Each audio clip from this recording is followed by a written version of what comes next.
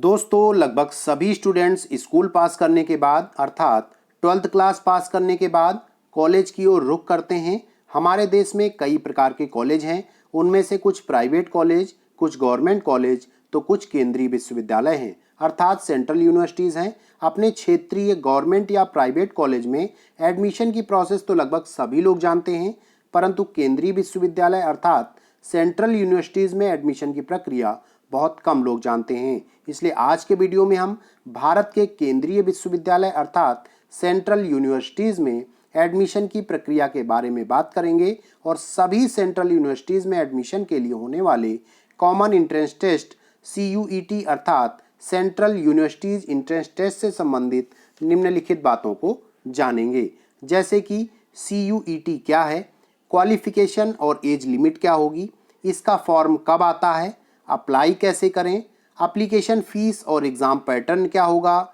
इसका सिलेबस क्या होगा, टॉप सेंट्रल यूनिवर्सिटीज़ कौन कौन सी हैं और CUET की आप तैयारी कैसे करें।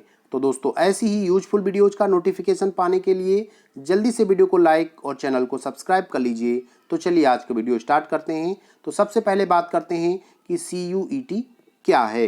तो दोस्तों CUET अर्थात सेंट्रल यूनिवर्सिटीज़ एंट्रेंस टेस्ट एक कॉमन एंट्रेंस टेस्ट है जिसको पास करके कोई भी स्टूडेंट सेंट्रल यूनिवर्सिटीज़ में एडमिशन ले सकता है। यह टेस्ट NTA अर्थात नेशनल टेस्टिंग एजेंसी द्वारा ऑनलाइन कराया जाता है।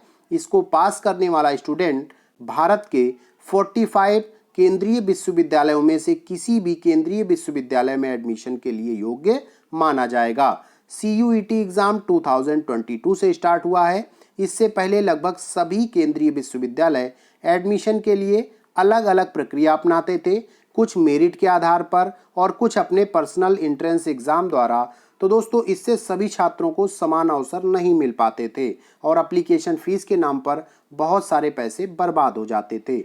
तो CUET में सभी सेंट्रल यूनिवर्सिटीज़ को एक प्लेटफॉर्म पर ले आया गया। आने वाले समय में कई निजी और राज्य विश्वविद्यालय भी इसके माध्यम से एडमिशन ले सकते हैं। CUET जो है वो दो पार्ट में होता है, एक होता है आपका CUET UG और दूसरा होता है CUET PG। तो जो CUET UG है उसमें 12th के बाद आप ग्रेजुएट कोर्सेज के लिए एडमिशन पा सकते हैं और जो CUET PG है इसमें आप ग्रेजुएशन कंप्लीट होने के बाद जो पोस्ट ग्रेजुएट कोर्सेज होते हैं उसमें एडमिशन पा सकते हैं। तो अब बात करते हैं इसके लिए क्वालिफिकेशन और एज लिमिट क्या होगी।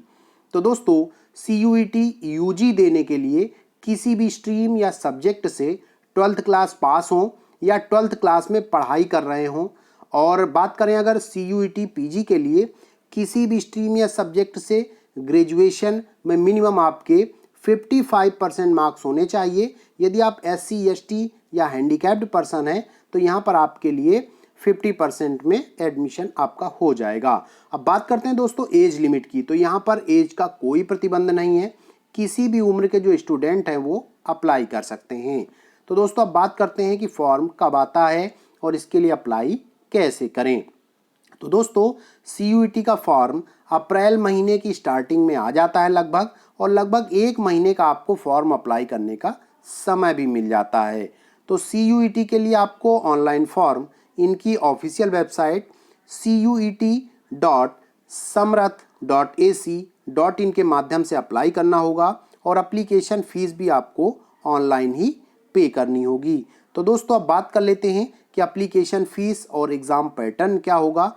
तो देखिए यहाँ पर जो जनरल कैटेगरी के कैंडिडेट्स हैं उनके लिए 650 रुपीज़ है, OBC और EWS कैटेगरी के लिए 600 रुपीज़ है, SC ST और हैंडीकैप्ड पर्सनस के लिए 550 रुपीज़ है, और जो विदेशी छात्र हैं फॉरेन स्टूडेंट्स हैं उनके लिए 3000 रखी गई है। तो दोस्तों CUET एग्ज़ाम के अगर हम पैटर्न की बात करें तो CUET exam online CBT mode में होगा आपका। इसमें सभी MCQs पूछे जाते हैं। यह एग्ज़ाम आप 13 लैंग्वेजेज में से किसी एक लैंग्वेज में दे सकते हैं। इसके अतिरिक्त आप जिस स्टेट स्थित सेंट्रल यूनिवर्सिटी के लिए अप्लाई करेंगे वहाँ की लोकल लैंग्वेज का लैंग्वेज टेस्ट आपको अलग से देना होगा। लैंग्वेज टेस्ट को छोड़ करके सभी क्वेश्चन पेपर बाईलैंग्वेज होंगे, अर्थात एक भाषा इंग्लिश होगी और दूसरी जो आपने क्वेश्चन पेपर लैंग्वेज सेलेक्ट की होगी। CUET 3 पार्ट में होता है। अभी यूजी की CUET यूजी की बात चल रही है तो 3 पार्ट में होता है, सेक्शन फर्स्ट, सेक्शन सेकेंड और सेक्शन थर्ड। पहले पार्ट में जो आपका सेक्शन फर्स्ट है उसके 2 पार्ट होते हैं, फर्स्ट ए और first B. Section first A में किसी नेशनल लैंग्वेज को आप सेलेक्ट कर सकते हैं और उसके बाद जो है जैसे कि आप कह सकते हैं इसको कि हिंदी या इंग्लिश। और सेक्शन फर्स्ट बी में किसी क्षेत्रीय लैंग्वेज का चयन आप कर सकते हैं, जैसे पंजाबी हो गई, तमिल है, तेलुगु है आदि।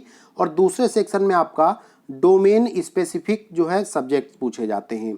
अब जो डोमेन स्पेसिफिक सब्जेक्ट्स होते हैं तो उनमें से कोई पूछा जा सकता है। तीसरे सेक्शन की बात करें तो इसमें क्या होता है, जनरल टेस्ट होता है और एक क्वेश्चन का जो आंसर यदि आप सही करते हैं तो उसमें 5 अंक मिलते हैं और एक आंसर यदि आपका गलत हो गया तो उसमें जो मिले अंक होते हैं उनमें से 1 अंक काट लिया जाता है। अर्थात यहाँ हम कह सकते हैं कि यहाँ पर निगेटिव मार्किंग भी है, लेकिन एक सही पे 5 अंक मिलेंगे और एक गलत हो जाने पे आपका 1 अंक काटा जाएगा। अब बात कर लेते हैं कि सिलेबस क्या होगा इसका, बहुत ही महत्वपूर्ण है। तो CUET यूजी है, इस पेपर में 3 सेक्शन होते हैं दोस्तों। तो 3 सेक्शन में तो सबसे पहले बात करें पहले सेक्शन की तो इसमें लैंग्वेज टेस्ट होता है। इसके लिए आपको अपनी पसंद की जो लैंग्वेज है वो आनी चाहिए, उसी से टेस्ट होगा, उसी से पूछा जाएगा। दूसरे सेक्शन में आपसे डोमेन स्पेसिफिक सब्जेक्ट से रिलेटेड सवाल पूछे जाएंगे। इसमें आप अपनी 12th क्लास की NCERT बुक को अच्छे से पढ़ें। NCERT बुक्स से ही आपको मैक्सिमम क्वेश्चन पूछे जाते हैं। तो दोस्तों आपका डोमेन स्पेसिफिक सब्जेक्ट कौन से होंगे, तो ये वो होंगे जिस स्ट्रीम से आपने पढ़ाई की होगी और उसी स्ट्रीम से आगे आप कोर्स करना चाह रहे हैं उससे रिलेटेड होंगे। अब तीसरे सेक्शन में बात करें तो इसमें जनरल टेस्ट लिया जाता है। इसके लिए आपको जनरल नॉलेज, करेंट अफेयर्स और mental ability, numerical ability, quantitative reasoning और आपकी जो लॉजिकल एनालिटिकल रीजनिंग, ये सारी चीज़ें आती हैं जो कि बेसिक जो है पूछे जाते हैं और ये बहुत टफ नहीं पूछे जाते हैं। अब बात कर लेते हैं कि टॉप सेंट्रल यूनिवर्सिटीज़ कौन कौन सी हैं, मीन्स यदि हमें एडमिशन लेने का मौका मिले तो हमें किस में पहले लेना चाहिए। तो दोस्तों भारत में लगभग 45 सेंट्रल यूनिवर्सिटीज़ हैं जिनमें से CUET पास करने के बाद अंडर ग्रेजुएट कोर्सेज में एडमिशन आपको मिलेगा। अब बात कर लेते हैं कि टॉप जो सेंट्रल यूनिवर्सिटीज़ हैं उनकी लिस्ट क्या होगी। तो दोस्तों देखिए यहाँ पर कुछ नाम हमने दिए हैं, जैसे कि University of Allahabad, Jawaharlal Nehru University New Delhi, Banaras Hindu University Uttar Pradesh, Jamia Millia Islamia New Delhi, University of Hyderabad Telangana, Aligarh Muslim University Uttar Pradesh, University of Delhi, Tezpur University Assam, Pondicherry University Puducherry, North Eastern Hill University Meghalaya, Visva Bharati university waste Bengal. तो ये कुछ यूनिवर्सिटीज़ हैं सेंट्रल यूनिवर्सिटीज़ जो कि बहुत ही अच्छी मानी जाती हैं और ऐसा नहीं है सभी यूनिवर्सिटीज़ अच्छी हैं, लेकिन इनमें से कुछ अलग थोड़ी मानी जा सकती हैं। अब बात कर लेते हैं कि CUET एग्ज़ाम की तैयारी कैसे करें। तो दोस्तों CUET यूजी टेस्ट में पहला जो सेक्शन है आपका लैंग्वेज का होता है और लैंग्वेज के पेपर में रीडिंग कम्प्रीहेंशन क्वेश्चन पूछे जाते हैं। इसके लिए आप अभी से जिन भाषाओं का टेस्ट देना चाहते हैं या देने वाले हैं उनकी जो रीडिंग कम्प्रीहेंशन है उनको पढ़ना, सॉल्व करना स्टार्ट कर दें अभी से। दूसरा जो है आपका सेक्शन डोमेन स्पेसिफिक सब्जेक्ट्स का है। तो डोमेन स्पेसिफिक सब्जेक्ट में आपके लगभग सभी क्वेश्चन 12th की NCERT बुक से ही आएंगे।